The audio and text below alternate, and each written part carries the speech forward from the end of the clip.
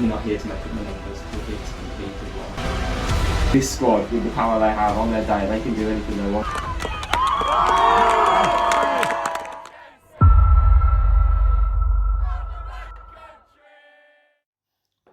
Hello and welcome to the monthly Stourbridge FC Women's press conference. Today we are joined once again by Andy Fisher, manager, and first team player Sophie Heaselgrave. How are you both doing? Very well, thank you. Good, thanks, John. Fantastic. I'll start with yourself, Andy. We'll have a bit of an opening statement from yourself and then questions from inside the room and everybody who's contributed on social media. Andy, halfway through the season, going into the new year, top of the league and still in 2 cups. You must be feeling quite good about that. Yeah, I mean, it's mad to say halfway through the season, and it just feels like as I've said many times, a bit of a whirlwind. Can't believe we're at this point. But yeah, top of the table. I mean, the 2 cups were a bonus. I've always said that, really. It's great to still be in 2 cups. I'd have preferred the FA Cup to have been in there, but hey, can't win them all. But the league has now become priority. I mean, the last time we spoke about the position, we spoke about the cup run. The FA Cup was definitely in our minds, wasn't it? To be sat in a position where we're, how many points clear at the top of the table come Christmas. We know that the next kind of 10, 11 games, and the girls know this because we've briefed them on this, could ultimately see you in Tier 3, and if we get it right, who would have thought that at the start of the season. So it's a great achievement to this point. But as I said in my last conversations with you all, is that if we weren't to get that success now, if we were to finish 3rd or 4th, you'd probably look at it as it being a potential failure, and the club have definitely made that aim. They've said, if you're there at the top of the table at Christmas, which we are, you've got to go and push to win it. And I think we've shown that. We've shown our intentions. We're bringing in a couple of new players as well to freshen things up. And that was part of, actually, we're in a great position now come Christmas. Let's go on and see if we can push and win the league in the final lap, really. So great season so far, but now's the business end, as they say, isn't it? And we are definitely in the business end. If we were sitting 3rd or 4th, we could probably be in a position where we coasted through. We finished in the National League tier 4 in our first season, a good position. However, we're not. We're facing down the barrel of Tier 3, and we were all to play for. So lots for these lot to do, lots for us to do, and it's exciting. Is the main thing. It's exciting to be in that position. We could be in worse positions. You mentioned the club's ambitions there. Obviously, your bosses and the chairman and vice chairman have attended a few games this season, both home and away. Do you ever have any conversations with them throughout the season so far about how your National League experience is going? Yeah, they're always very critical. But listen, it's great, and I speak with them regularly. Obviously, speak with them always after the games down here. And the good thing about Andy and Andy is that they're always continually pushing. Me, Mike, the staff, the players, and that's good. That's important, isn't it? I don't want a manager or a leader to kind of rest on their laurels a little bit. And as I've said, the intentions of the club, now you sat top of the table, is to go and win the league, and that adds pressure. Of course it does. But I love pressure, and the staff love pressure, and it's important for us to have that a little bit. So we have conversations. They'll talk about what we did well, what we could have done better, and that's good. I don't mind it. Sometime after a game when you just slogged it out against Leafield 2-0, who are a tough team, and they're telling you we should have done this and this. It can be frustrating, but it is a good, it's a parrot on your shoulder, really, that keeps pushing you, keeps driving you on as manager, and wants the best for this team and this club. And I can't thank either of them. I've spoken to both of them obviously over the Christmas period, and thank them both for their support and efforts as they keep pushing us on. And again, bringing in two more attacking options for us was another show of their intention. And we had the conversation in the room about those 2 players. Do we do this? Do we bring them in? Do we do everything we can to bring them in to make sure we go and push the league? And their answer was as simple as 1, 2, 3, really. Yes. And that shows their intention. So it's good to have them here. It's good to listen to what they have to say after the games as well. Sophie, just individually, you're currently sitting on 16 appearances, which is the joint highest at the club with Millie and Ellie McGovern. How does that make you feel that your managers and coaches have so much trust in you in pretty much the most important season that Stourbridge FC Women have had? Yeah, no, that's I didn't realise that until I was told that. No, I think it does mean a lot, and I think the players that you've mentioned as well, Mill and Elle, they're two players, whether they're in the starting 11 or whether they're coming on from the bench, they're two players that I absolutely always want to see in that 16. They're very consistent, both of them. I don't think either of them have had poor performances at all.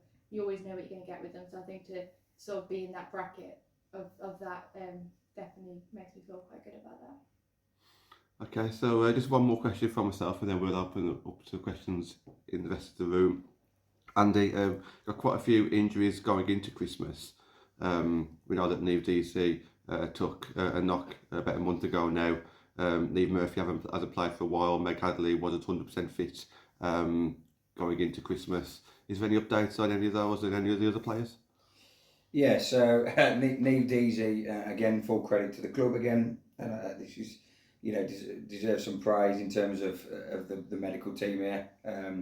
Rich Drew, the lead physio, gets players in and sorted, and she's had to have two kind of small, very drains on a knee, on a leg, just below her knee. So she wouldn't have been able to play prior to the Christmas period, even though we were pushing for that. But it just shows you the medical work, of the club really, which is fantastic. Being able to push these players into positions where they can get these things done. You go through the NHS with that kind of thing. It takes a while. She's out for another 2 or 3 games. So the aim here is that she'll be back. She'll be back for the next game, hopefully, or in the squad for the next game, because this team seems to have stayed down, and she's been doing some bits over the Christmas period, which is great. Niamh Murphy's a take it steady. It's a long-term injury that she's back in training in terms of running and doing very small bits, but there is still some discomfort there, just because of strengthening and stuff like that. So it's just to take it steady with Niamh Murphy and see how she comes back after the Christmas periods. But she's at the final leg now, is what I would say. Meg's absolutely fine, no issue. She's in the gym every day, so she should be absolutely fine. And obviously you may have seen that Mel Rogers, unfortunately, we managed to squeeze in a training session, which we wasn't going to do, but we did a bit of a fun session and a bit of five-a-side and get the girls running around just before we broke up. And with about 10 minutes left, Mel Rogers rolls her ankle and it's a grade 2 tear. So she's going to be 4 weeks minimum, I would say. Obviously, we've done 2 of those, but it could be at least another 2 or 3 weeks with the right treatment. So she'll be in with the medical team. I would envisage her being back probably for the all game, I would say. And apart from that, at the top of my head, everyone is pretty fresh. Anna Fishwick a minor one over the period with Blues, but again she'll be back in and hopefully in the squad for the Sutton game. So we're in a really, really strong position. And I've just touch wood, I've just relayed that to the players on the chat really. Because of what they've been doing over the period, the break really, and making sure they're in the best possible position, because that squad's not, it's not an easy pick, and them looking after themselves, fitness levels and that kind of stuff is going to be key for squad selection. So we're in a good position as we face Sutton in a week's time. Yeah, and my first question here comes to Sophie. So obviously being a defender, you have your defensive partner alongside you, but whilst they're still central defenders, there are sort of different styles of players, if you know what I mean. Sort of maybe if you took 2 examples, Karen Allen and Sophie Levick, very different players, although they're still playing in the same position. How do you feel sort of being partnered alongside these different variations? Yeah, we've had discussions about this. I think last year, obviously before Sophie was here, it was me and Karen, me and Niamh, or me and Mace when Mace was here, and they were all the aggressive ball winners, and they're very good at it. I'd hate to be in a 1v1 with any of them, and I was always very comfortable just sweeping around the back behind them. But I think obviously Niamh's got this injury, and we've come up and it's kind of been me and Soph predominantly, and Soph she's just so good at that sweeper role. Don't get me wrong, I think she could easily do the ball winner as well. She's very good, and she's been in 4v1 positions before and she's still come out with the ball, and I just think, I don't know how on earth she's done that. She's an incredible defender, but there's something about having her behind where it gives me the confidence that I can go and try and win that ball, and even if I don't do it, she's there behind me. And I think having that confidence in my centre-back partner is really important. And I'd have the same with Karen and Niamh, but they'd probably be the step on the number 9 player, but I'd have that confidence that they would win it. and it's my job anyway to sit behind them just in case they don't. But most of the time, nine times out of 10, I'm knowing that I'm not going to have to do anything. I'm just going to stand behind them just in case. But no, definitely you have to change your style of play for who you're playing with, and knowing their strengths, and I say their weaknesses. It's not really like about weaknesses, but knowing what they're really good at, and knowing what I might then have to step in and try and help them out when I can. I just want to jump on that because I think she's been very humble there about that, and I think she's mentioned that we had a bit of a conversation, and I think it's important to say for any player and any youngsters who might watch about what Sophie had to do. When you think about the start of the season, and Sophie made that very clear to us, is that probably Sophie didn't have the start that you necessarily wanted in terms of game time, etc. And those injuries and illness, etc. But what we had to say to Sophie is that you've got to go and be a different player this year. If we're going to put other defenders at centre back with you, yourself's got to go and do a different type of job, what she's used to, which she explained. And what she's done is she's gone and been that player. You know, you've gone in and be the aggressive, and for me now, become the complete centre back. You know, who can play in anywhere across that centre back position. So it's really good that you've done that, and hence why she's cemented a place in the team, and not just done that, be one of the standouts for me this year. Yeah, and my next question comes to you, Andy. So obviously, you know, we're in a great position. We find ourselves in here, top of the league, still in 2 cups, like you say. But is there anything that maybe looking back towards the summer, towards the start of the season, that if you could change anything on how we've done, what would you change at all? I wouldn't change nothing. I think the Sheffield game was brilliant for us. It was horrible at the time. It was a terrible coach journey. I think it was the best thing that happened to us. I really do. I've always said this, you know, you learn from your failures, you learn from your losses, that kind of stuff. And we learned so much that day from footage, you know, and that whole week we changed that kind of mentality, our focus, how we played as a group of players within a week, you know, and that's credit to Mike and the staff as well as the players. And I think it did us so. I would never want to change and say that. You look back at the Peterborough game, it's a horrible game to play, you know, to be in, to play and to lose.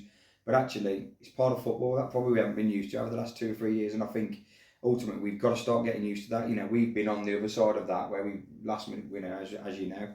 And Peterborough did that to us. I wouldn't change absolutely anything. I think I've had the dream start as a manager. We've had a dream start as a team, as a group of players.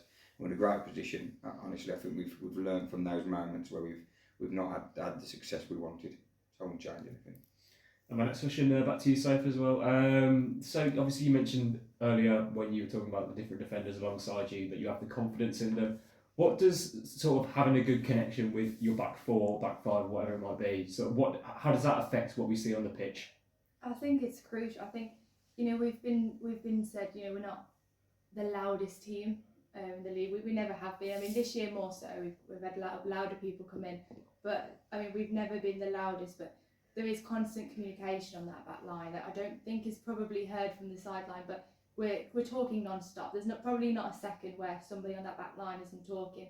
And we've had I mean, in the back line, I mean, Zoe, Sophie Levick, 2 new players that have come in, and 2 of our regular starters, and 90-minute players. So it's really important that we build that connection with these players really quickly. And I think we have. I think there's a lot of trust because there's a lot of ability there. Anybody who starts in that back 4, back 5 is more than good enough to do the job. So the trust starts there with just pure ability and their individual performance. But you also you just know that everyone wants to play for that badge on the shirt. Everybody wants to play. And what I love about this back line that we have is we don't want to concede. Even if we were 7-0 up, we do not want to concede. Jess Bate in particular, she will be so upset if we concede, no matter what the scoreline is. And I think that's really important. And in that defensive unit as well, obviously Amy, obviously a massive part of that. Communication, she's talking non-stop. She's like the commentator in my ear telling me what's going on everywhere around the pitch. And again, Amy hates to concede. So I think that's really important. We have a lot of trust. We're all fighting for not only to win the game, but to not concede as well. The ability and some of those players, or all those players, is just incredible. So we do have a good connection. Whoever gets put on is going to do the job. They're going to do it for themselves, and they're going to do it for the team. And I think we all know that. Yeah, and my next question goes back to you, Fish. Obviously, recently we've announced the signings of both Lexi and Lois, which are obviously a brilliant addition to the squad. However, something we talk quite a bit about is the sort of pathway to the first team with the reserves and the under-18s and whatever that might be. How do you sort of find the balance between bringing new players in but still utilising that pathway? Yeah, it's tough, and the biggest thing for us as a club now, and staff is making sure that gap, doesn't become too big, because you're going up the pyramid. You're sitting top of the table. How do you make sure that you bring in these youth players in? And Kira Scarlett's a prime example of that. When you think about what she's done so far, coming from the juniors to the 18s, up for the reserve team, to scoring against Peterborough a few weeks back. And Peterborough are no mugs, and when she scores, they've got their best defenders on the pitch, and it's a cool, calm finish in the box. And there's a prime example of a player coming through the pathway, working hard, doing all the bits that we ask her to do, and getting herself into the first team. There is a balance, and it's something we've got to make sure we find as a club. And we're looking at that next season already. We're looking at how the women's section looks, how we give the girls that are coming up from the juniors team the best opportunity to get into women's football, and that's something that's going to be announced over the next month or so, about how our women's section is going to look, how it's going to change slightly, just to make sure we're giving those players who are stepping up into women's football the best opportunity to try and get into the reserves or the first team. So it's a very fine balance. It's how your structure works. If you've got your structures right, your coaching right, then you start to introduce players into that first team without a shadow of a doubt. Especially, as we see with the men's, if the gap continues to grow with the first team, you've got to make sure you don't leave that behind. So there's a balance to be struck, but it goes through your structures. And like I say, we've got some announcements to make over the next month about how our structures within the women's section are going to look to support that. Yeah, and my last question to you again, Fish. So obviously, we've come into this league, we're top of the league. No one could have really expected that at the start of the season. But has anyone in particular in the squad really surprised you with how they've handled the step up to the National League? Good question. It's a tough one, that, because I generally believe every single one of them can play this tier. I don't think you could question anybody couldn't play this tier. So I wouldn't like to pick out anyone in particular. I think like I say, they all can play in any of the teams in this league. I think it's maybe, and I've said it actually, prime example is Soph. He's actually playing in a particular way, you know what I mean, changing, adapting your game, adapting to when we bring in other players, etc. And Sophie's not the only one who's had to do that. But I don't think there's any individual who have gone, wow, they've really, really surprised me, because I generally believe this is a tier 4 / tier 3 team anyway. And that's been proven why they're sat top of the table. Yes, we brought in the additions. I suppose the one I will pick out, and I'll tell you why, because she probably had a little bit of criticism, not from us, about whether she could do it in tier 4, if Neves Deezer. She's banged in the goals left, right and centre at that level. She's come and done exactly the same at this level.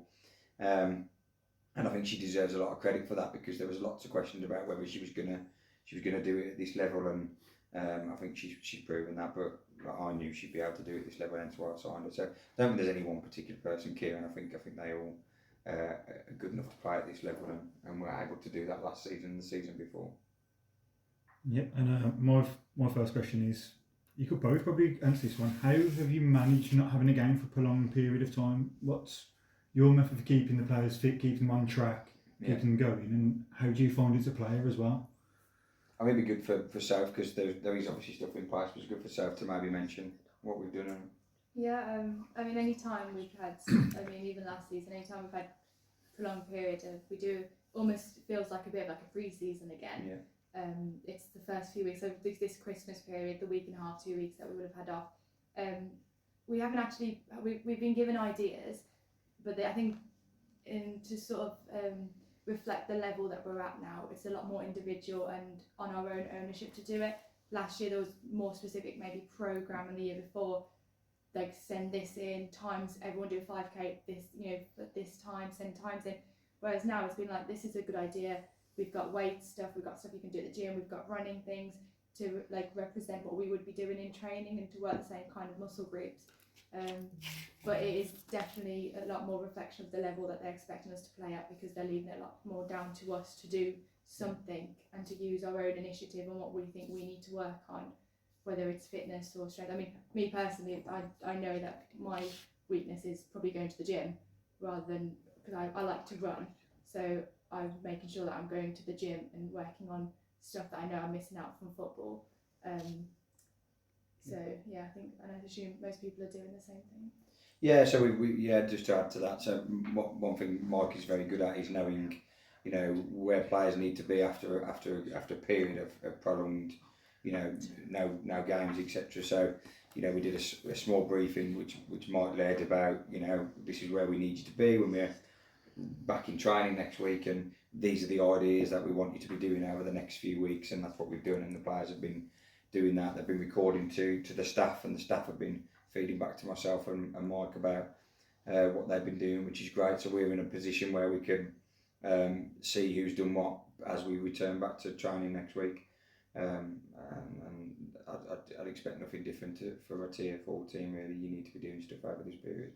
So yeah, there's stuff in place, Josh, without a shadow of a doubt. Yeah, and now we're going to go on to some of the questions we've been asked through the various social medias. Starting with our first one from Anthony Wilson. He's going to talk about Sarah Hazell. Obviously, we've had the news she's gone out to Kiddy to try and get some game time. How does that sort of benefit her rather than perhaps playing with the reserves team? Yeah, I think that's a cracking question, and I'm glad it's been asked. And it's important that people know that, because you would be looking at that, and I see it from the outside, and maybe other players might looking at you go, why are we not putting this player into the reserve team? And I mean, what you have to do, you have to look at each individual player for a start. You have to look at them. You have to look at what's best for them as an individual, and what the best diet is for them. And I think you're talking about you know, a reserve team who are there for development. Okay, so you've got under 18s that we're now starting to filter through into the reserve team. Okay, for their development. Sarah's there. Sarah's in, you know, as we've said in the press release this week, she's in the plan. She's a good player. You know what I mean? In a very different team at a very different time. Sarah can play in tier 4. There's no doubt about that. But what I needed to do is be able to give her the consistent amount of game time for a good month or two to see how she develops and how she progresses. And when Kidderminster came knocking, me and David Ely get on well. When he came knocking, I just thought it was an absolute win-win.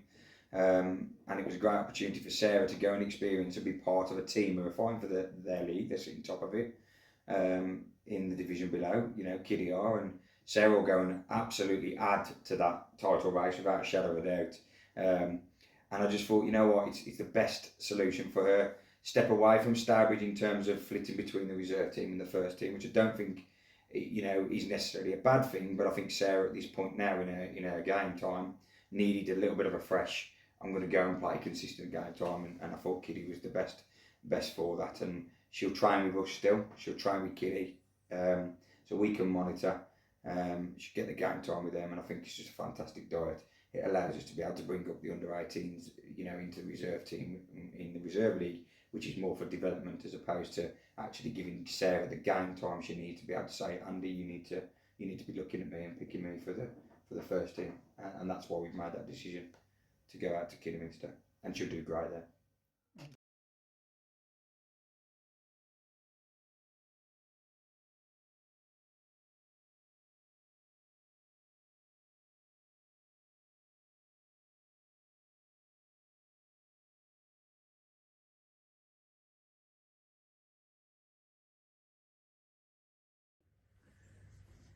And a question from Rich Hart for you. So, is it hard taking the numbers that our defensive unit generates? We've conceded 7 goals in 25 games during 2022, 12 in 31 league games since the start of the 21-22 season.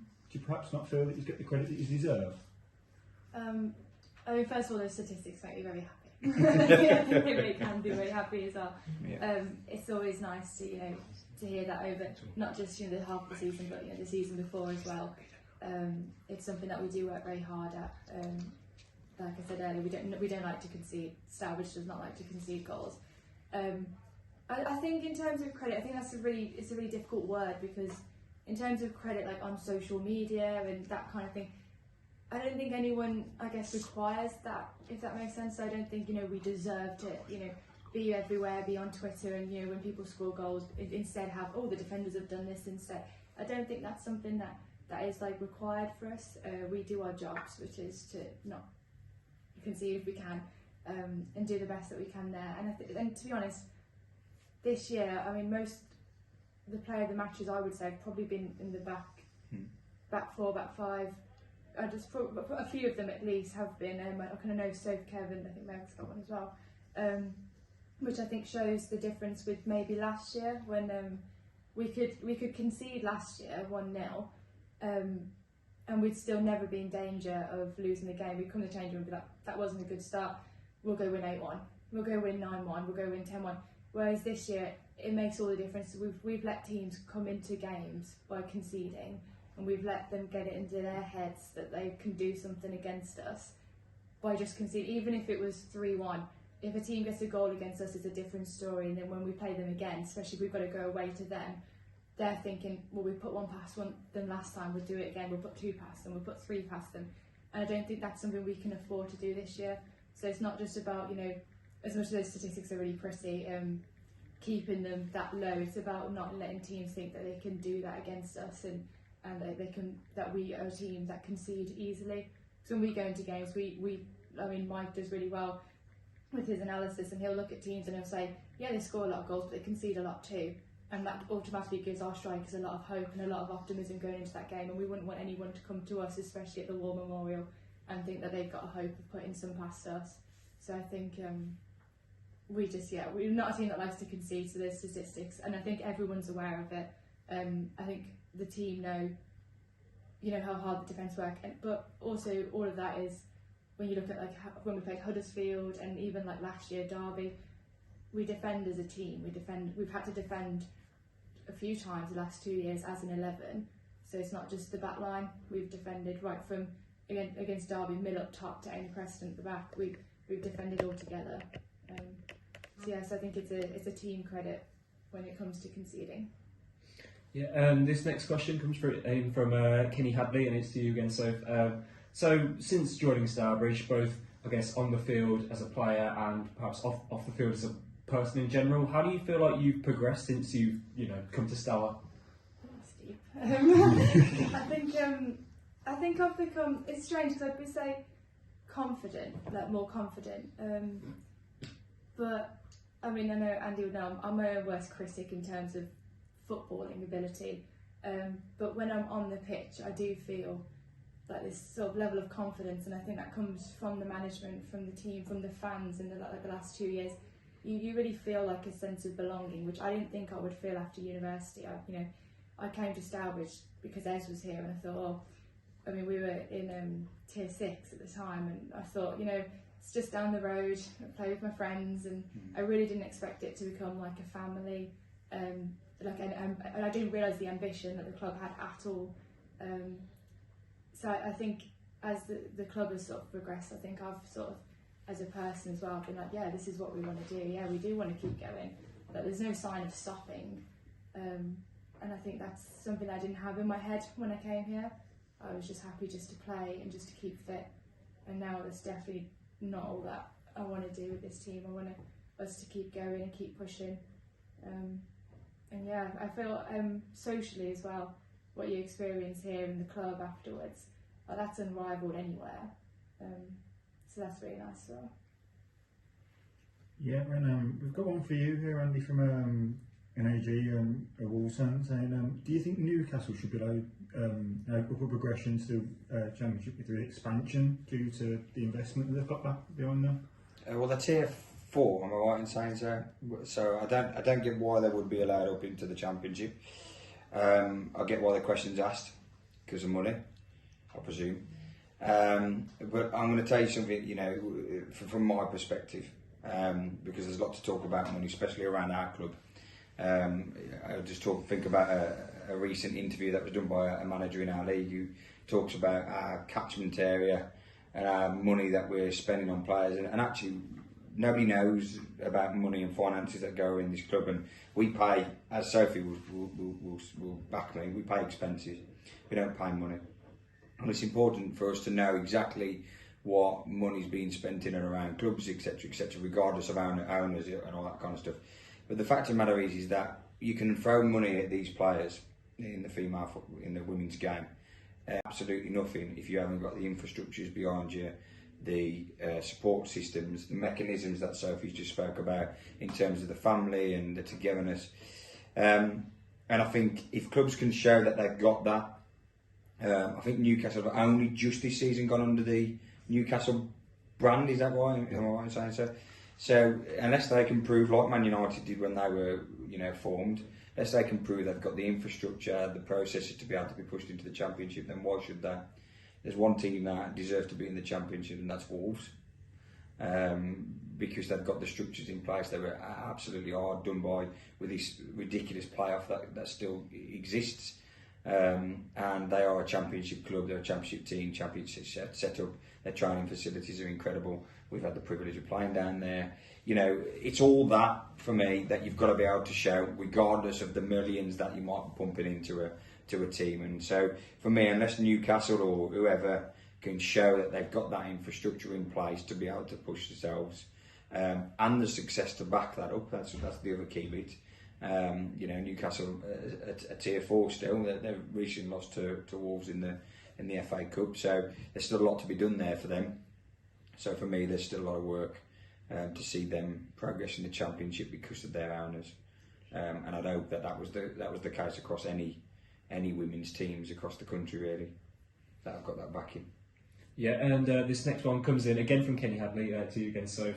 Do you feel that the headband fashion was started firstly by you? I know it's something that floats around a lot of this club. Do you think maybe you had an influence on that? No, I'd love to say it was all me, but no, it really wasn't. I don't think my first season I wore a headband. I definitely didn't wear one consistently. If I was having a bad hair day, or maybe I stuck one on. But I think it was the same year Mill came.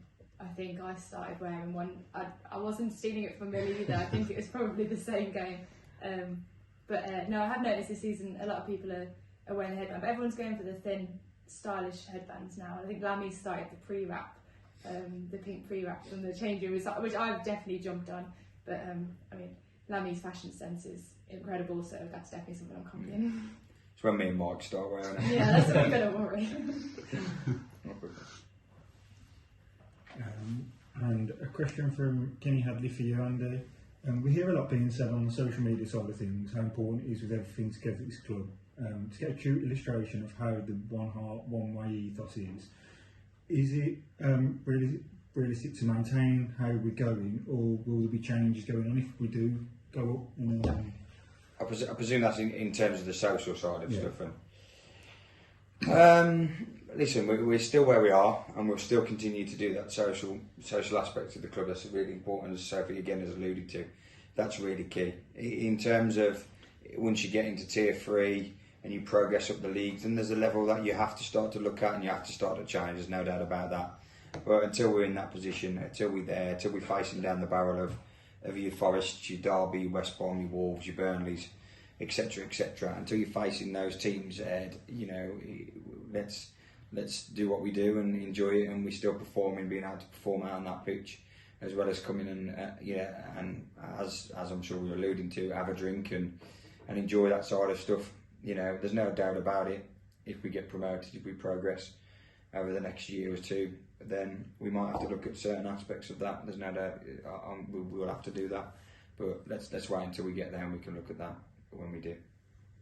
Okay, we've got Andrew Wall who'll be writing for us since 71 as well. So your questions, Andrew? Yeah, just a question for both of you. Just reflecting on the year that's happened in women's football, where do you see the future of the game going in the next few years, or would like to see happen in the game? So, Player first.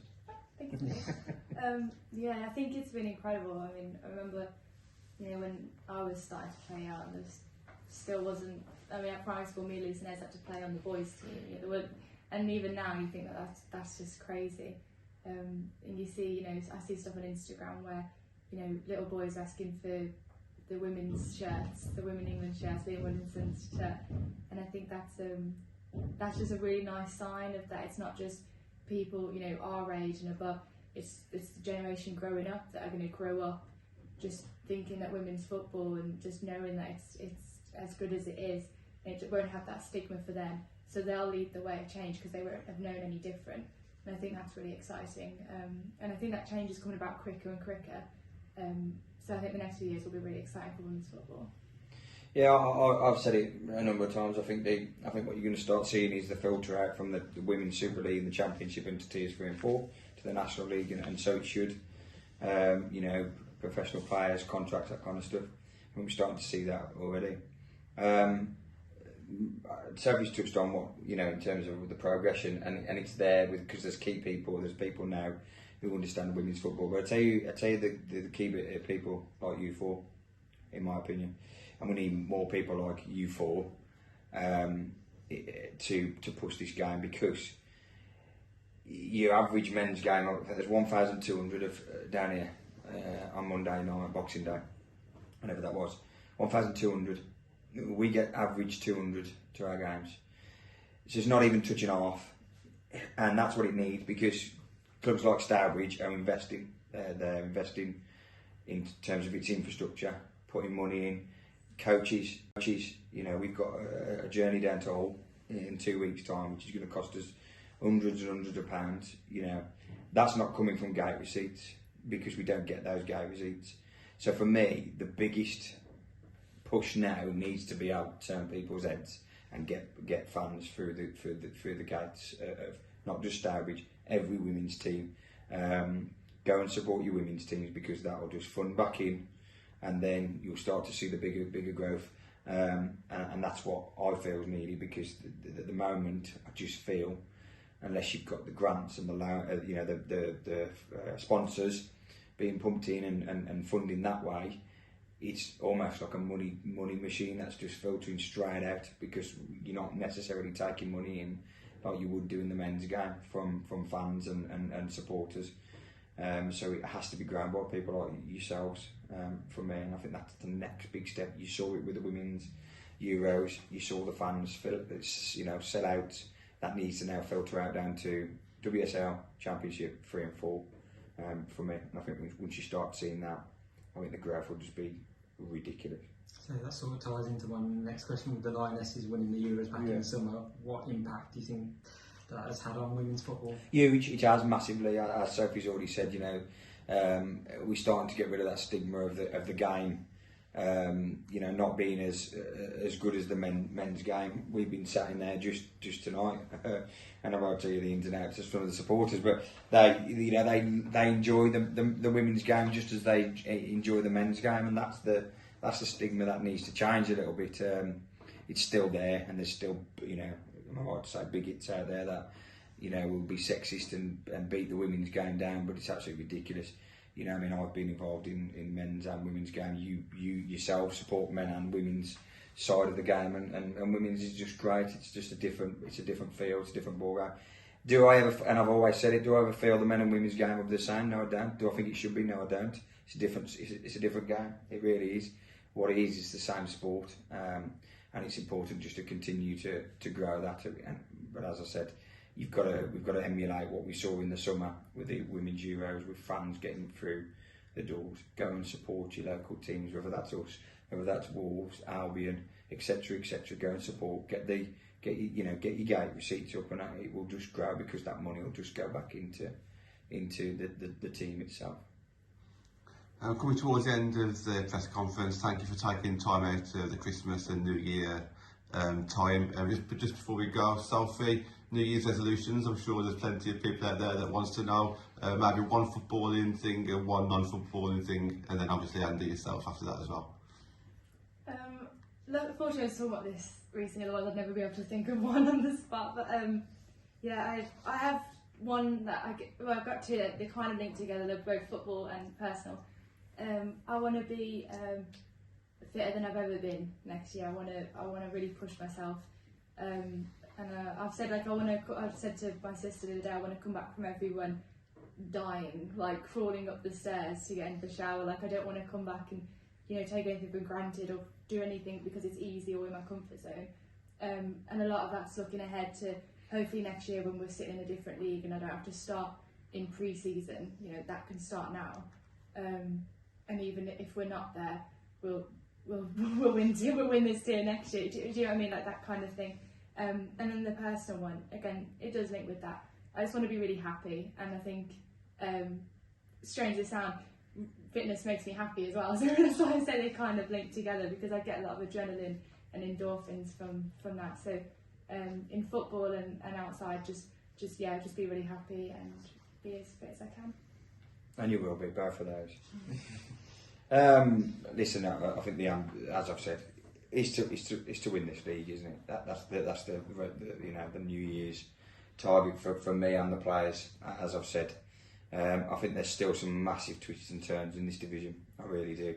I'm hoping not necessarily with us, because I've said to the players, you sat on top. You've got the points in the bag. Other teams have got to gain those points, but there's still plenty of games to be won and lost. And I generally believe we can push on with the extra additions with the squad we've got. We can push on and go and win this league. So all I'm going to say to you is, Donny Bell's at home down here. Look forward to it. Thank you very much. We took up a lot of your time, so thank you very much. Thank you to everybody who's contributed on social media as well, and we wish you the best of luck in 2023. Thank you. Guys. Thank you all. Thanks, guys.